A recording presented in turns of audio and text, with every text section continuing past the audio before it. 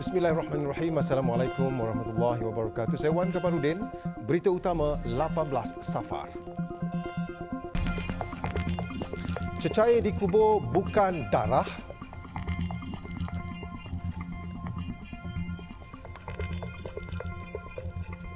Juga hempas kepala bayi ke lantai kerana menangis.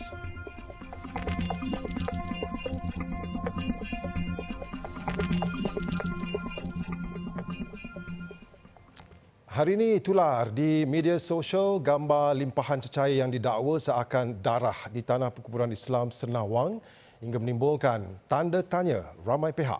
Dan hasil tinjauan TV Al-Hijrah di tanah perkuburan tersebut mendapati limpahan cecair itu bukan darah dan sebaliknya air yang mengalir di kawasan itu. Tanah perkuburan Islam di Senawang ini dipercayai tanah tambak dan berdekatan dengan kawasan berpaya. Hasil maklumat dan tinjauan TV Al-Hijrah, sebahagian kawasan perkuburan tersebut dilapor sentiasa berlecak dan basah walaupun hari tidak hujan hingga menyebabkan kesukaran kepada para pengunjung untuk menziarahi kubur. Ketika tinjauan siang tadi, pihak Majlis Bandaraya Seremban MBS dilihat sedang giat melakukan kerja-kerja menimbus tanah di kawasan berlecak di tanah perkuburan tersebut. Difahamkan tanah perkuburan Islam Senawang itu kini ditutup sementara berikutan tapak sedia ada telah penuh. Buat sementara waktu, semua urusan pengebumian jenazah dilakukan di tanah perkuburan Islam Bandar Ainsdale Seremban. Di laman Facebook hari ini, hantaran yang dikongsi seorang pengguna berkaitan cecair di tanah perkuburan itu mendapat kira-kira 15,000 perkongsian sebelum dipadam sendiri oleh pengguna tersebut. Seorang bayi lelaki berusia 7 bulan mengalami pendarahan di kepala dipercayai akibat didera pengasuh dalam kejadian di Taman Desa Pelancongan Ipoh Rabu lalu. Dan suspek dipercayai telah menghempas kepala bayi itu sebanyak 2 kali ke lantai kerana mangsa tidak berhenti menangis. Ketua Polis Perak Datuk Mio Farid Al-Atrash Wahid berkata kejadian disedari bapa mangsa selepas dihubungi pengasuh itu yang memintanya mengambil bayi terbabit kerana terjatuh dari alat bantu berjalan. Setibanya lelaki itu di rumah pengasuh berkenaan, dia mendapati terdapat kesan bengkak pada kepala bayinya. Bapa mangsa bertanyakan keadaan bayinya kepada wanita berusia lingkungan 22 tahun itu dan dia memberitahu bayi tersebut terjatuh semasa didukung. Mangsa segera dibawa ke Hospital Raja Permaisuri Bainun HRPB Ipoh untuk rawatan dan pemeriksaan mendapati terdapat pendarahan di kepala dan tempurung kepala retak. Menurut Datuk Mio Farid Al-Atrash, mangsa tidak sedarkan diri dan kini berada dalam keadaan kritikal. Berikutan itu katanya satu laporan polis berkaitan cubaan bunuh diterima pihaknya kemarin yang membawa kepada tangkapan pengasuh berkenaan. Siasatan kes berkenaan katanya dijalankan mengikut Seksyen 307 Kanun Keseksaan kerana cubaan membunuh.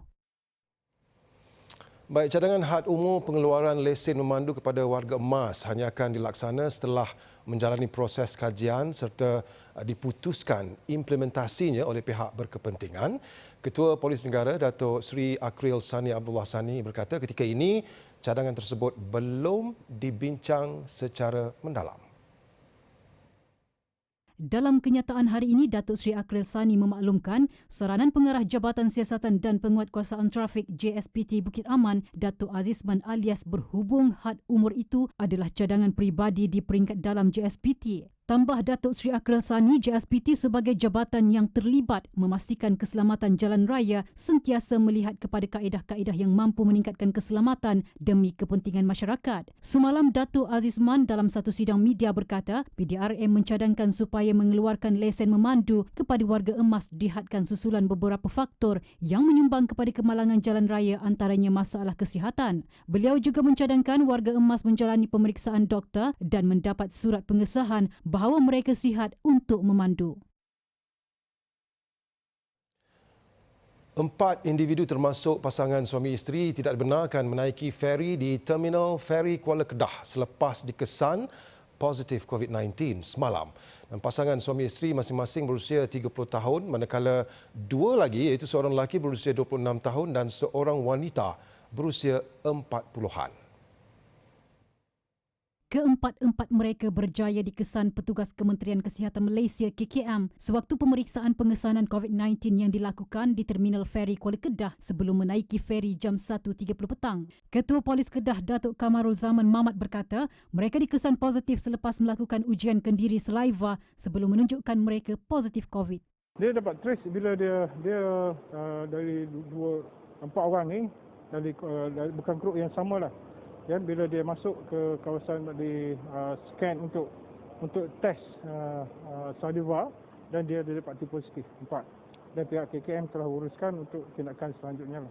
Kamarul berkata demikian ketika melakukan pemeriksaan menerusi op pematuhan di Terminal Feri Kuah hari ini. Beliau memaklumkan polis telah meminta KKM untuk mengesan kontak rapat kerana bimbang mereka terlepas menaiki feri ke Langkawi. Datuk Kamarul menyarankan pelancong yang mahu ke Langkawi membuat ujian saringan lebih awal bagi mengelak penularan COVID-19 di kawasan terminal sekiranya mereka didapati positif. Sementara itu, beliau turut memaklumkan jumlah ketibaan pelancong yang direkodkan ke Langkawi sejak 16 September lalu adalah seramai 12,607 orang, membabitkan 11,853 pelancong domestik dan 754 antarabangsa. Daripada jumlah itu, 8,587 pelancong tiba melalui penerbangan dan 4,020 pelancong menggunakan jalan laut.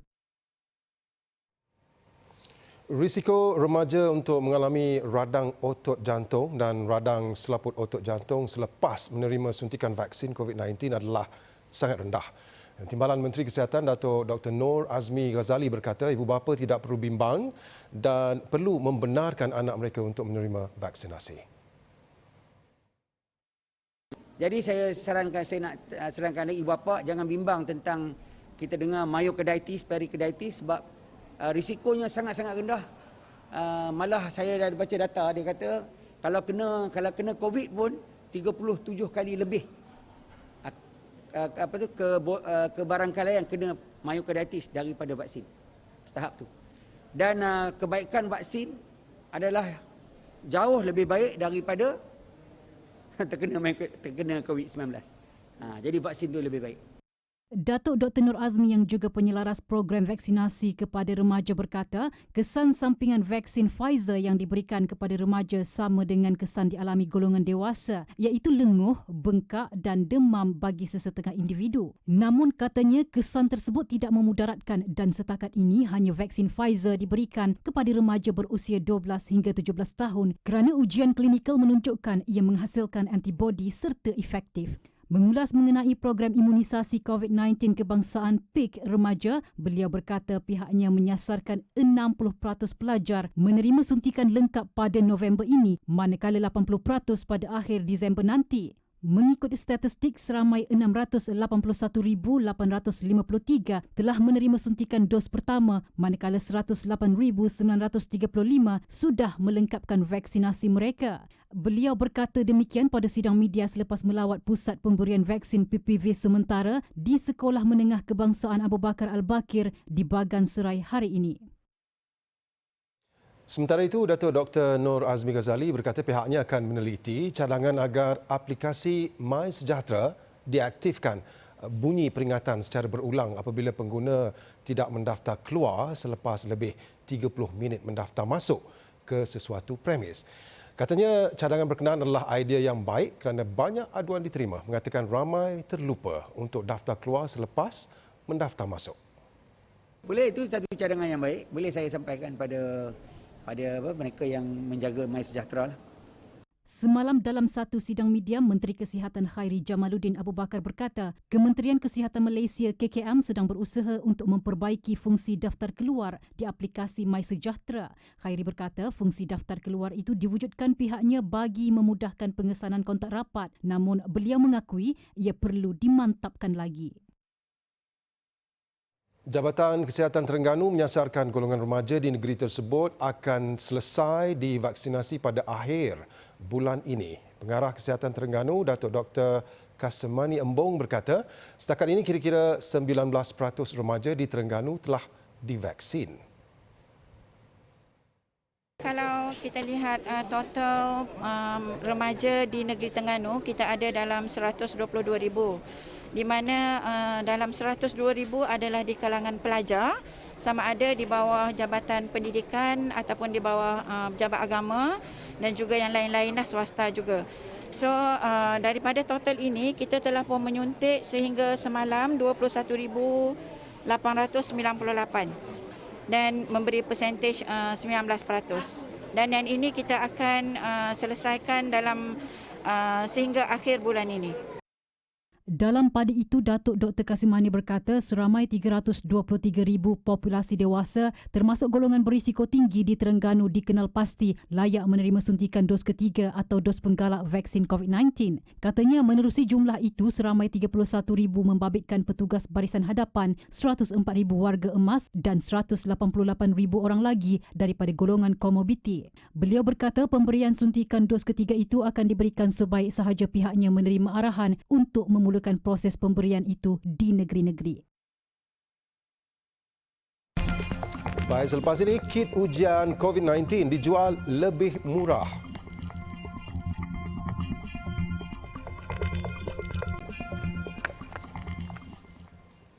Angkatan Tentera Malaysia ATM meningkatkan kerjasama dengan Kementerian Kesihatan Malaysia KKM bagi mempercepat sasaran 90% populasi dewasa divaksin. Menteri Kanan Pertahanan Datuk Seri Syamuddin Tun Hussein berkata kejayaan sasaran itu bakal membolehkan lebih banyak kelonggaran prosedur operasi standard SOP COVID-19 terutama kebenaran rentas negeri. Menurut Datuk Seri Syamuddin, antara tindakan segera yang akan dilaksanakan ialah mengatur gerak lebih banyak Combat Medic Vaccination Team atau CMVT bagi memberi lebih banyak suntikan kepada orang awam di kawasan pedalaman. Pihaknya juga akan memperluas pusat pemberian vaksin PPV Pandu Lalu di kamp tentera untuk memberi manfaat pada orang awam yang tinggal berhampiran. Dan apa perancangan yang telah pun kita lakukan bersama-sama dengan KKM, itu saya harap kita dapat jayakan dalam 3 minggu ni. Jadi sebelum ianya diumumkan, banyak perkara-perkara yang perlu kita fikirkan dari segi SOP, tanggungjawab, agensi-agensi dan sebagainya.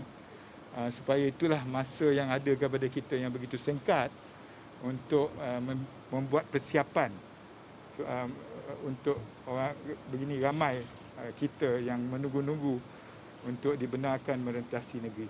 Beliau berkata demikian pada sidang media selepas melawat PPV Pandu Lalu di Kamp Pulada, Ulu Tiram, Johor. Ujarnya, kelonggaran rentas negeri itu menuntut rakyat agar terus mengamalkan disiplin yang tinggi. Dalam perkembangan lain, Datuk Seri Syamuddin menafikan wujud cadangan kerajaan untuk memansuhkan My Travel Pass dalam masa terdekat. Katanya laporan mengenai perkara itu adalah tidak benar. Pada waktu ini, tumpuan kerajaan katanya diberikan untuk kebenaran rentas negeri. Harga kit ujian kendiri COVID-19 akan dijual lebih murah menjelang akhir bulan ini. Timbalan Menteri Perdagangan Dalam Negeri dan Hal Ehwal Pengguna Datuk Rosul Wahid berkata, selain penurunan harga, kerajaan juga akan membenarkan lebih banyak premis menjual kit ujian kendiri COVID-19 agar ia mudah untuk didapati. Kita akan pastikan ia turun. Sebab itu kita juga membenarkan bukan saja premis kesihatan yang jual RTK. Kita buka kepada premis lain yang berwibawa tapi mendaftar dengan kita. Contohnya supermarket, minimarket yang maknanya yang layak untuk jual. Untuk RTK ni maknanya ini memudahkan rakyat untuk mendapatkan, bukan saja harganya murah tapi mudah untuk didapati. Beliau berkata demikian selepas meninjau proses vaksinasi 327 orang asli di Kampung Sungai Beruah, Hulu Terengganu siang tadi. Kerajaan sebelum ini mengumumkan harga kit ujian kendiri diletakkan di bawah kawalan dan dijual pada harga RM16 untuk borong, manakala RM19.90 untuk runcit bagi satu set. Orang ramai pula disaran membeli kit ujian kendiri COVID-19 di farmasi berbanding menerusi dalam talian. Menteri Kesihatan Khairi Jamaluddin Abu Bakar berkata perkara itu kerana ahli farmasi boleh membimbing serta mendidik masyarakat mengenai kaedah penggunaan sepatutnya, cara penyimpanan dan pelupusan kit ujian berkenaan. Katanya ahli farmasi juga boleh memberikan nasihat dan kaunseling sebaik keputusan ujian itu diketahui selain menjelaskan kepada pengguna mengenai perbezaan antara jenama kit berkenaan. Ujar Hairi, kit ujian kendiri adalah perkara mustahak yang memerlukan pembabitan komuniti farmasi. Tambahnya, peranan komuniti ahli farmasi penting dalam membantu kerajaan memerangi pandemik COVID-19. Usaha menyemai amalan 3R iaitu Reduce, Reuse dan Recycle dalam kalangan komuniti perlu sentiasa digerakkan untuk mengurangkan bahan buangan yang boleh dipakai. Antara yang dilakukan Alam Flora Sdn Bhd atau Alam Flora ialah menerusi pertandingan Waste is Amazing dengan peserta perlu menjadikan kertas sebagai bahan utama pada rekaan fashion. Menurut Ketua Pegawai Eksekutif Alam Flora, Datuk Muhammad Zain Hassan, pemilihan kertas sebagai bahan utama selaras aspirasi kerajaan untuk mengurangkan bahan buangan ketiga terbesar itu. Paper kecoa ini adalah salah satu daripada tema yang kita pilih, ya. Kerana apa kita katakan begitu? Kerana paper, kertas adalah merupakan satu bahan kita semula, salah satu daripada bahan kita semula yang tinggi, ya, dibuang or rather di-generate oleh orang ramai di Malaysia selain daripada food waste dan juga plastic waste. Pertandingan fashion anjuran Alam Flora itu telah memasuki tahun ke-9 dengan pelbagai idea kreatif dan luar biasa ditampilkan. Tahun ini, seramai 20 orang pereka amatur terpilih dari pelbagai latar belakang untuk menyertai pertandingan tersebut. Kita menerima partisipasi ataupun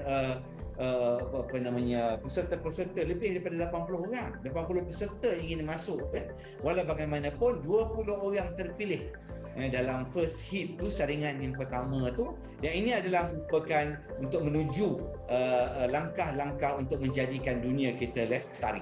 Jadi ini adalah salah satu daripada inisiatif kita. Mudah-mudahan dapat memberi semangat pendidikan bahawa bukan hanya waste as resource, waste juga boleh mendatang dan menjanakan pendapatan.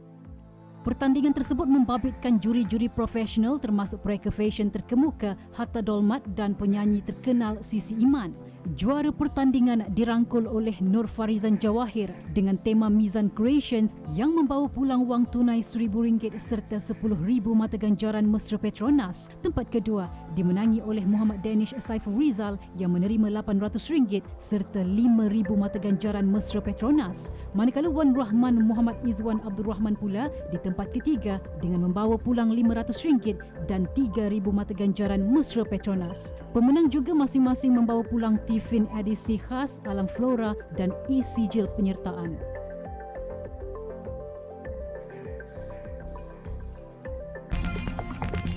NGO pertama dari Malaysia tiba di Afghanistan.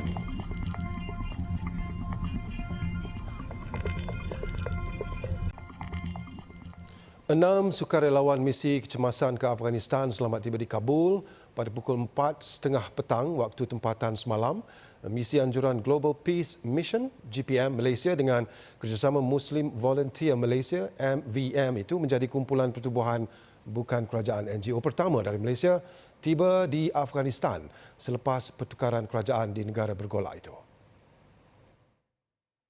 Misi yang diketuai Azlan Muhammad Sharif dari GPM tiba di Kabul dari Islamabad melalui jalan udara. Kumpulan itu dijadualkan berada di negara tersebut selama 2 minggu bagi menilai keperluan mendesak di Afghanistan yang dilapor berdepan krisis kemanusiaan yang meruncing dengan 18.4 juta rakyatnya memerlukan bantuan kecemasan segera. Selain itu, 40% daripada 40 juta populasi keseluruhan Afghanistan dilaporkan tidak cukup makan. Keadaan diburukkan lagi dengan krisis ekonomi akibat pembekuan aset dan bantuan dana kepada Afghanistan dari luar negara selepas Kabul dikuasai Taliban pada pertengahan bulan lalu. Sebelum ini, Menteri Luar Datuk Saifuddin Abdullah berkata 6 sukarelawan misi perolehan fakta Fact Finding Mission GPM digerakkan bagi menilai keperluan kemanusiaan di Afghanistan. Setakat ini, Malaysia belum menyatakan pendirian rasmi terhadap kedudukan pentadbiran kerajaan sementara Afghanistan itu. Sementara itu, ratusan penduduk Afghanistan menyertai demonstrasi di Kabul bagi menuntut Amerika Syarikat menarik balik sekatan ke atas simpanan Bank Pusat Negara itu berjumlah $9.5 bilion. Dan aset yang dibekukan Amerika Syarikat sejak penguasaan Taliban menjadikan Afghanistan terjerumus krisis ekonomi yang semakin memburuk. Menerusi mesej yang disuarakan melalui demonstrasi ini, mereka menuntut wang milik rakyat Afghanistan yang disimpan di luar negara dikembalikan bagi memulihkan krisis ekonomi. Sejak kejatuhan kerajaan yang disokong kuasa barat, ekonomi Afghanistan semakin tenat sehingga mencetuskan krisis kesihatan, malah rakyat juga tidak mampu membeli makanan. Jika situasi ini berterusan, rakyat Afghanistan mungkin berdepan masalah kebuluran bukan sahaja di luar bandar, bahkan Kabul juga diancam masalah sama. Rakyat pula terpaksa menunggu di luar bank sehingga berjam-jam lamanya untuk mengeluarkan wang, malah jumlah pengeluaran wang pula terhad kepada $200 seminggu. Ada juga pekerja yang tidak dibayar gaji selama berminggu-minggu. Sementara itu, penduduk juga bimbang dengan kehidupan mereka ketika bergelut dengan musim sejuk yang bakal tiba. Ketika itu, harga barang asas seperti tepung, beras dan petrol dijangka naik mendadak selain kos kayu yang mungkin lebih tinggi berbanding pendapatan mereka. Sejak kemenangan Taliban, pelbagai siri demonstrasi diadakan di Kabul yang menuntut pelbagai perkara, termasuklah hak kepada wanita untuk mewakili kepimpinan negara. Pembekuan aset Afghanistan oleh Amerika Syarikat dikuatkuasa sejak Ogos lepas dan Taliban tidak mempunyai akses untuk mendapatkan dana berkenaan untuk pembangunan Afghanistan. Seorang rakyat Palestin terbunuh dalam pertempuran dengan tentera Israel di tebing barat. Mangsa Muhammad Ali Khabisa, 27 tahun, cedera di kepala akibat terkena peluru getah dan meninggal dunia ketika dalam perjalanan ke hospital. Muhammad Ali antara salah seorang peserta protes yang menyertai pertempuran terbaru bagi membantah penempatan haram Israel. 8 rakyat Palestin dilapor terkena peluru getah yang dilepaskan tentera Israel, di mana seorang terbunuh manakala yang lain mengalami kecederaan. Pertempuran di selatan Nablus itu disertai ratusan rakyat Palestin yang menyaksikan mereka bertindak membakar tayar serta membaling batu. Julai lepas, penghuni haram bersetuju untuk meninggalkan kawasan berkenaan susulan perjanjian yang dibuat Perdana Menteri Israel Naftali Bennett selepas siri demonstrasi yang dicetuskan rakyat Palestin, namun masih terdapat bangunan yang masih kekal dan dikawal oleh tentera, sekaligus menimbulkan kemarahan rakyat Palestin sehingga tercetusnya demonstrasi terbaru ini. Ratusan taksi yang tersadai sejak setahun lalu di sebuah tapak letak kereta di Bangkok, Thailand, kini berubah wajah. Kawasan itu dijadikan kebun sayur sebagai salah satu inisiatif untuk membantu pemandu taksi yang terkesan akibat pandemik COVID-19. Pemandangan di sekitar tapak letak kereta itu tidak ubah seperti nursery atau tapak semayan di mana bumbung dan bonet taksi-taksi yang tersadai dipenuhi sayur-sayuran seperti daun bawang, timun, terung dan cili. Inisiatif ini sedikit sebanyak membantu syarikat perkhidmatan taksi untuk memperoleh pendapatan selepas terjejas teruk akibat COVID-19. Pandemik COVID-19 yang berpanjangan sejak setahun lalu menjejaskan sektor ekonomi di seluruh dunia termasuk industri pengangkutan awam di Thailand. Pendapatan pemandu taksi merosot akibat ketiadaan penumpang selain turut dibebani hutang. Malah ramai yang tidak mampu membayar caj sewa guna taksi walaupun dikurangkan menjadi 300 baht iaitu sekitar RM37. Thailand mengenakan sekatan ketat bagi menangani lonjakan kes COVID-19 termasuk perintah berkurung. Setakat ini Thailand mengesahkan 1.4 juta kes dengan lebih 14,000 kematian. Baik, seterusnya kita saksikan rangkuman berita antarabangsa lain. Seorang pemuda nyaris maut selepas kereta dipandunya terjunam di kawasan berbukit. Kejadian itu dirakam CCTV yang menyaksikan bagaimana kereta dipandu pemuda berkenaan hilang kawalan ketika berada di Seleko sebelum terjunam. Lain pula di Sepanyol, ketika deretan rumah di sekitarnya musnah terbakar akibat lahar dari gunung berapi Cumbre Vieja. Bagaikan satu keajaiban apabila rumah berwarna putih ini terus selamat dari dijilat api. Lahar yang aktif sejak Ahad lepas setakat ini memusnahkan 200 rumah dan bangunan lain selain memaksa 6,000 penduduk berpindah. Di Perancis, ratusan nelayan turun ke jalanan bagi membantah projek tenaga angin luar pesisir di Normandy. Sebagai tanda protes, mereka bertindak melonggokkan ikan di hadapan pejabat pihak berkuasa wilayah dan menyalakan api di atas bot. Nelayan mendakwa projek itu bakal menjejaskan pendapatan mereka kerana lebih banyak ikan akan mati selain kawasan untuk menangkap ikan menjadi lebih terhad. Baik, laporan itu tadi mengakhiri berita Al Hijrah malam ini dan jangan ketinggalan menyaksikan tijarah dengan tajuk menarik malam ini iaitu Main Kutu Emas, Halal atau Haram? Sejurus selepas ini. Saya Wan Kamarudin Wan Ibrahim. Assalamualaikum warahmatullahi wabarakatuh. Jaga diri. Selamat malam.